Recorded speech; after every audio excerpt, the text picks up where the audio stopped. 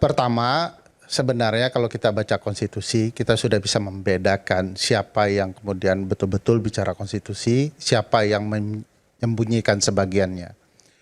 Saya sedikit malu tadi sahabat saya Ruli itu bicara di depan Haris Azhar soal konsep yang menurut saya agak jauh dari pemahaman hak asasi manusia.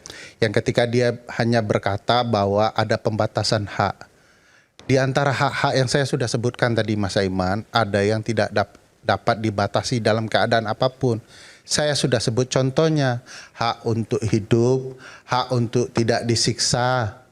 Ini hak yang harus dipertanggungjawabkan, apalagi pelakunya lembaga negara. Kok bicara hak yang dibatasi? Hak untuk menyampaikan pikiran dan hati nurani itu juga tidak dapat dibatasi dalam keadaan apapun keadaannya. Ini warga negara Mas Iman, nggak punya kuasa, apa alat kekuasaan saya? Saya ngomong berapa kali pun impeachment, sudah pasti tidak akan terjadi. Partai tidak punya, koalisi tidak punya, alat kekuasaan tidak punya, senjata tidak punya. Apa yang ditakuti negara oleh ucapan-ucapan ini? Kecuali di dalam ucapan itu muncul kebenaran-kebenaran. Soal data, saya menyampaikan data teman-teman ekonom yang menjelaskan soal swasembada beras itu tidak masuk akal. Dari awal bahkan Presiden mengatakan ini kita telah berhasil swasembada pangan. Apakah itu slip of tongue atau tidak, saya tidak tahu. Teman-teman ekonomi tidak mungkin ada swasembada pangan karena impor kita masih banyak soal pangan. Yang masuk akal adalah swasembada beras. Beras pun timbul pertanyaan. Kemarin kan ada pembelaan Menteri Pertanian tuh. Katanya ahli hukum kok ngomong beras. Saya ini kebetulan ahli hukumnya sama dengan Ruli, hukum konstitusi. Bicara pasal 33 soal ekonomi, kemudian bumi, air dan segala isinya bicara soal kesejahteraan rakyat. Di dalamnya ada jaminan atas pangan.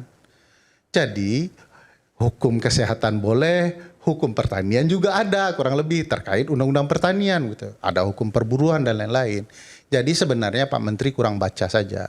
Yang saya harapkan dengan Pak Menteri, data-data yang disampaikan oleh sahabat kita muda ini, bahwa kan Pak Menteri ngomong, tidak mungkin sekedar tanam juga atau hanya sekedar lahan. Tapi ketahuilah oleh publik bahwa telah ada 800.000 rawa menjadi sawah. Kesannya itu bagus. Against Ferry Amsari dan pendapat-pendapatnya. Tapi Pak Menteri tidak menjelaskan. Sawah yang 800.000 itu di mana? Berapa banyak yang panennya berkali-kali lipat sehingga menyukseskan swasembada beras. Kita ini mau data oleh negara. Publik ini punya kelemahan Mas Iman. Jadi harapannya negara yang terbuka supaya kita bantu cross check. Siapa tahu memang ada rawa yang secara ajaib bisa kemudian setiap tahun 12 kali panen. Sehingga data matematika teman-teman ekonomi sesuai dengan ukuran itu. Jadi sebenarnya bicara kritik negara ini bukan soal kebencian Mas Aiman. Konsep saya kan nggak bicara kebencian Bang. Enggak, saya nggak memprotes Anda. Oke, Anda anak muda yang bagus, kritis, dan saya yakin Anda cinta negara ini juga. Sama seperti orang yang mengkritik. Tidak soal kebencian, tidak soal personifikasi. Apa saya dengan Pak Prabowo? Saya tidak kenal Pak Prabowo, tidak pernah bertemu. Kenapa saya harus benci Pak Prabowo? Yang saya pertanyakan adalah kebijakan-kebijakannya yang cenderung melanggar konsep hukum yang saya pelajari. Mas, misalnya di dalam hukum administrasi, konsep gentengisasi itu nggak bisa tiba-tiba.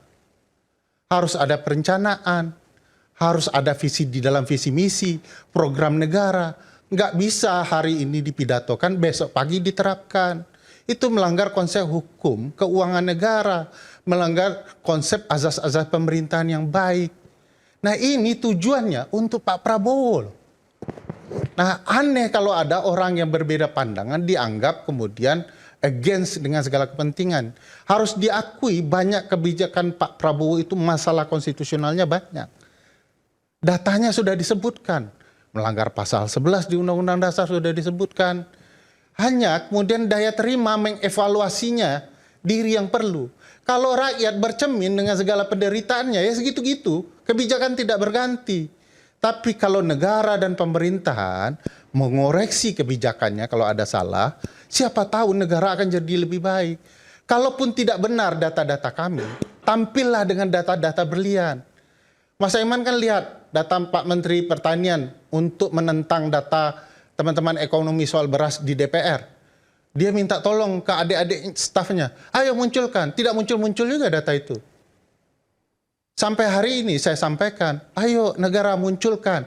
Di mana saja sawahnya yang kata Pak Menteri berkali lipat, kami bantu cek demi negara ini. Boleh nggak dibantu? Dan kalau sifat kekuasaan itu dalam pelajarannya adalah menyimpang, boleh enggak kalau negara ini juga percaya kepada rakyatnya ketika bertanya soal data dan kebenaran data itu? Tapi izin menanggapi Bang, boleh nggak? Saya belum selesai. Ya sedikit aja, terkait dengan terkait dengan sawah. Tadi ditanya di mana sawahnya. Gini, saya cuma pengen menanggapi sedikit aja. Tidak, yang namanya produksi berlimpah itu tidak mesti harus ekuivalen dengan harus jumlah sawahnya bertambah. Tapi Bang Ferry juga harus lihat data dong, bahwa di tahun 2025 ya, sejak Prabowo Subianto menjadi presiden, itu jumlah sawah kita itu bertambah.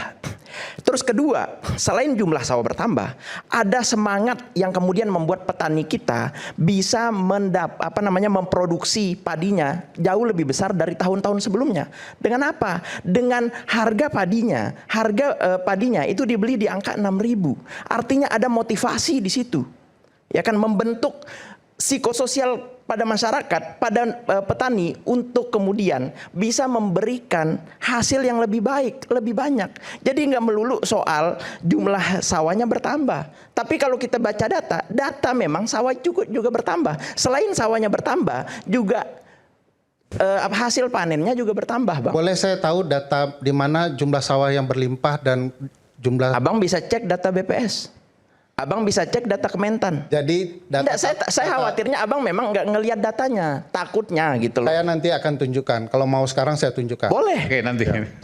Jadi data teman-teman ekonomi UI ya udah boleh. Ya, oke, saya tunjukkan. Sebut Mana aja, data Bang. BPS Anda?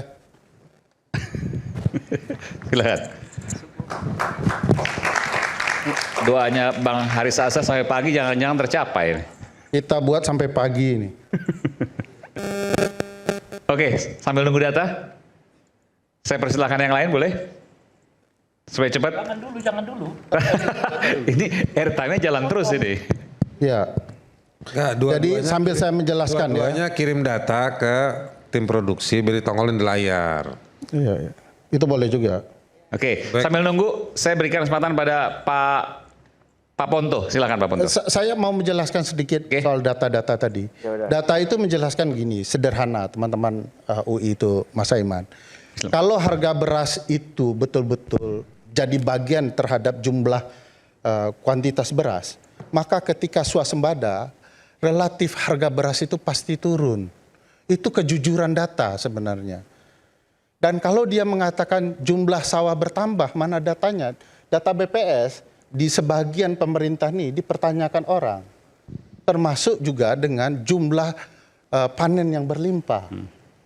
Kalau panen berlimpah, tidak mungkin kita ekspor ke Amerika dengan argumentasi beras impor dari Amerika itu beras elit kualitas bagus. Mohon maaf saya orang Minang. Saya merasa lidah Indonesia saya, beras Indonesia itu jauh lebih baik dari Amerika. Kebetulan saya sekolah di Amerika, seberapa elitnya sampai kita mikirkan beras itu harus impor dari Amerika. Solo lebih enak, di Bandung juga banyak enak, di Jawa juga banyak enak. Kok tiba-tiba lidah Indonesia ditentukan oleh beras Amerika? Sebagai petani, saya merasa beras yang dihasilkan oleh sawah itu jauh lebih enak. Jadi aneh juga logika impor itu. Mas Aiman perlu tahu data. Harga beras di pasar modern dan pasar tradisional itu tipis. Maknanya apa kata teman-teman ekonomi? Ini kedua dawa beras baik di pasar modern dan tradisional itu impor. Maka nggak turun-turun sampai sekarang.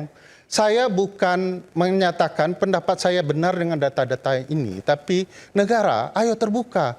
Tunjukkan Ferry Amsari itu salah. Dengan begitu orang bahagia. Gak apa-apa. Karena saya ini bukan negara, malu itu harus ada di diri saya. Tapi kalau kemudian negara tidak bisa mengungkapkan data-datanya, kan jadi aneh Mas Aiman. Berarti singkatnya Bang Ferry pengen bilang bahwa kita belum swasembada. Ya, Itu beras. Menyangsikan. hanya beras aja. Oke. Nggak, Atau semua Pak komoditas Prabowo lain juga bilang, diakui. baca datanya Pak Prabowo bilang swasembada pangan.